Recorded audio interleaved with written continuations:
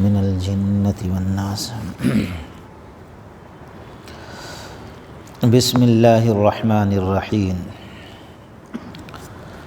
عن عمران بن حسین الخزاعی رضی اللہ تعالی عنہما ان امرأة من جہینة أتت رسول الله صلی اللہ علیہ وسلم وهي حبلى من الزنا فقالت یا رسول اللہ صلی اللہ علیہ وسلم اصبت حدا فأقیمه علی فدعا النبی صلی اللہ علیہ وسلم.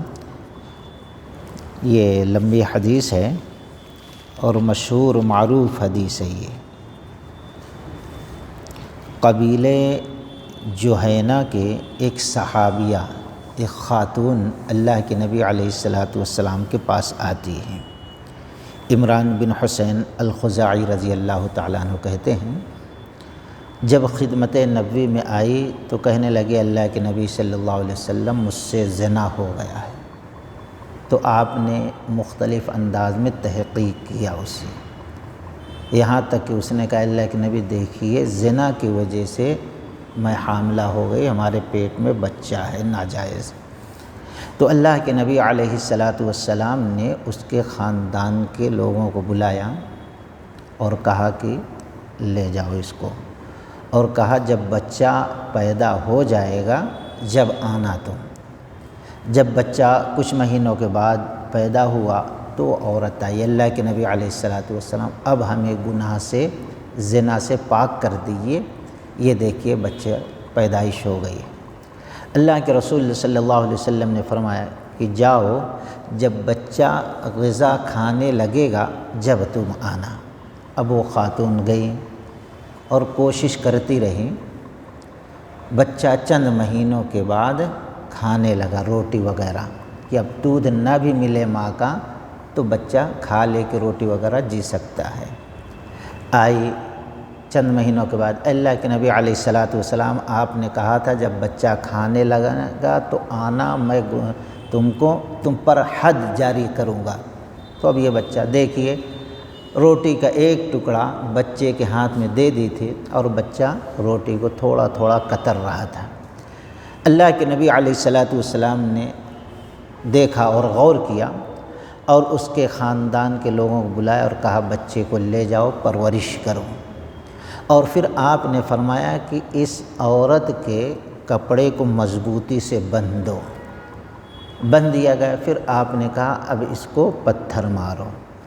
لوگ پتھر مارتے رہے، یہاں تک کہ ایک دوسری حدیث میں ہے خالد بن ولید رضی اللہ تعالیٰ عنہ بھی پتھر مارنے والوں میں تھے. کسی نے پتھر مارا، یہاں سر پہ لگا تو یہ کھل گیا، خون کا چھیٹا نکلا تو خالد بن ولید رضی اللہ تعالی عنہ کے کپڑے پڑا. کہا چھی گندا خون ہے، جھڑک دیا.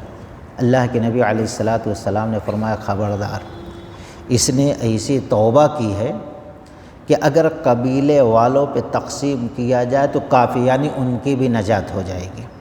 اور یہاں پہ اس روایت میں یہ ہے کہ جب رجم کرنے کے بعد وہ مر گئی، غسل دیا گیا، کفنایا گیا، اللہ کے نبی صلی اللہ علیہ وسلم نے نماز جنازہ پڑھائی. عمر رضی اللہ تعالیٰ روکنے کی کوشش کی، اللہ کے نبی یہ زنا کی ہے اور آپ اس کے جنازے کی نماز پڑھانے جا رہے ہیں. اللہ کے نبی علیہ السلام نے فرمایا تم کو پتہ نہیں ہے اس نے ایسی توبہ کی ہے کہ اس کی توبہ کی وجہ سے 70 لوگوں کی بخشش اللہ تعالیٰ کر دے گا. اتنی پیاری دعا اس نے کی ہے. تو خیر اللہ کے نبی علیہ السلام نے نماز جنازہ پڑھائی اور پھر اس خاتون کو دفن کیا گیا. یہ ہے مکمل حدیث ہے. اس حدیث میں ہمارے لیے کیا سبق ہے آج کے دور کے حساب سے؟ ایک تو یہ ہے کہ جب ہم سے گناہ ہو، ظاہر بات ہے یہ کبیرہ گناہ ہے، بڑا گناہ ہے، جب تک ایسے گناہ کو ہم نہیں چھوڑیں گے، اس گناہ سے توبہ نہیں کریں گے، ہماری بخشش نہیں ہوگی. شرط یہ ہے توبہ کرنا. تو ہمیں چاہیے کہ ہم سے کبھی کوئی بڑے گناہ ہو جائے تو اس گناہ پر نادم ہونا چاہیے. اس لیے جب شام ہو تو اپنے گناہ پہ محاسبہ کرے، سوچے ہم سے صبح سے لے کے ابھی تک کچھ گناہ تو نہیں ہو گیا۔ اس سے پہلے حدیث گزری ہے، یہ حدیث نمبر ریاض الصالحین کی 22 ہے، اس سے پہلے بھی حدیث گزری ہے کہ محاسبہ کرنا چاہیے گناہوں پر۔ اللہ تعالیٰ دامن کو پھیلا دیتا ہے، رحمت نچھاور کرتا ہے کہ ہے کوئی پورے دن میں جس نے گناہ کیا ہو توبہ کر لے، اور پھر دن میں بھی اللہ تعالیٰ رحمت کشادہ کر دیتا ہے۔ رات میں اگر کسی سے گناہ ہوا ہے توبہ کرے میں اس کو بخش دوں گا۔ تو صحابہ اکرام دیکھو کیسے اپنے گناہوں پہ ڈرتے رہتے تھے، خوف کھاتے رہتے تھے، اور سوچتے تھے یہاں سزا مل جائے آخرت کی سزا سے بچ جائیں، کیونکہ وہاں کی سزا بڑی سخت ہوگی، یہاں کی ذلت گوارا ہے، آخرت کی ذلت گوارا نہیں۔ تو ہمارے اندر بھی ایسے ایمان جذب ہونا چاہیے، کچھ گناہ ہوئے ہیں تو اس کے معافی تلافی کا جو ذریعہ بتایا گیا ہے وہ ذریعے کو اختیار کر کے ہم بھی توبہ استغفار کرنے میں جلدی کریں، ایک سبق یہ ملتا ہے۔ اور دوسرا یہ توبہ کی فضیلت معلوم ہوتی ہے۔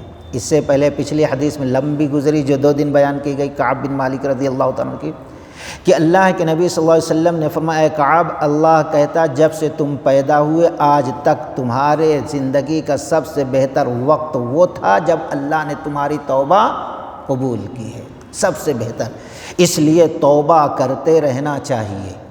اور پھر یہاں توبہ کی فضیلت یہ بیان کی، اس نے ایسی توبہ کی ہے آپ نے فرمایا 70 اور لوگوں کے اللہ بخشش کر دے گا۔ تو ہم بھی توبہ کو لازم پکڑ لیں، مغفرت کو، ہو سکتا ہے ہمارے توبہ کی برکت سے اللہ ہمارے اوپر رحم کرتے ہوئے ہمارے خاندان میں ہمارے بیٹی بیٹیاں یا ماں باپ ان کے لیے بھی بخشش کا ذریعہ بنا دے۔ یہ دوسرا سبق ہے۔ اور تیسرا یہ ہے کہ حدیث کے اندر جو ہے رجم کا ثبوت ملتا ہے، اگر غیر شادی شدہ ہے، شرعی حکومت ہے تو غیر شادی شدہ ہے، زنا کرتے ہیں تو 100 کوڑے مارا جائے گا اور 1 سال کے لیے شہر بدر کر دیا جائے گا، یہ سزا ہے۔ اور اگر شادی شدہ زنا کرتا ہے مرد یا عورت تو سب مل کر اس وقت تک اس کو پتھر ماریں گے جب تک کہ وہ مر نہ جائے۔ آج بھی اگر اسلامی قانون نافذ ہے تو یہی سزا متعین کیا ہے، اور یہ سزا اگر عام کیا جائے تو جو آج زناکاری بدکاری عام ہو رہی ہے، روز ہم سن رہے ہیں کس بچی کے ساتھ 6 سال 2 سال ہے، عجیب عجیب واقعہ، عقل حیران رہتی ہے، جانور بن گئے ہیں لوگ، کیا ہو گئے، چھوٹی چھوٹی بچیاں بھی ان کے ظلم سے نہیں بچ پا رہے۔ اگر یہ اسلامی قانون آج بھی آ جائے تو لوگ 1000 بار سوچیں گے ایسا گندا کام کرنے کے بارے میں، اور بہت جلد جو ہے یہ فتنہ ختم ہو جائے گا دنیا سے۔ خیر، اس حدیث سے یہ ثبوت ملتا ہے رجم کرنا چاہیے، اس سے فسادات مٹ جاتے ہیں۔ اور اسی طریقے سے کبیرہ گناہ ہے، اگر کوئی کبیرہ گناہ حلال سمجھ کے کرتا ہے تو وہ تو اسلام سے خارج ہے، کیونکہ اللہ تعالیٰ میں اپنے آپ کو شامل کر رہا، اللہ کے برابر ٹھہرا، یہ کفر ہو جائے گا۔ ہاں، گناہ کو ہم گناہ سمجھ رہے ہیں، غلطی سے گناہ ہو گیا، بڑا گناہ، تو ایسے وقت میں اگر کوئی شخص توبہ استغفار کر لیتا ہے تو اس کی نماز جنازہ پڑھی جائے گی، جیسا کہ اللہ کے نبی صلی اللہ علیہ وسلم نے یہ صحابیہ کا نماز جنازہ پڑھائی ہے، کوئی قباحت نہیں ہے۔ اور اسی طریقے سے ایک اور کہ اگر عورت حمل سے ہو تو آج بہت سے لوگ شرمندگی سے جا کے بچہ گرانے لگاتے ہیں، یہ بھی بہت بڑا ظلم ہے۔ قرآن کہتا ہے وَإِذَا الْمَوْءُودَةُ سُئِلَتْ بِأَيِّ ذَنبٍ قُتِلَتْ، جب زندہ دفن کی جانے والی بچیوں کے بارے میں سوال ہوگا کہ تم کو کس گناہ کی وجہ سے دفن کیا گیا، بِأَيِّ ذَنبٍ قُتِلَتْ، تو زندہ دفنانا یہ بھی ہے کہ حمل ٹھہرنے کے بعد آج حمل گرا دیا جاتا ہے، یہ بہت بڑا ظلم ہے۔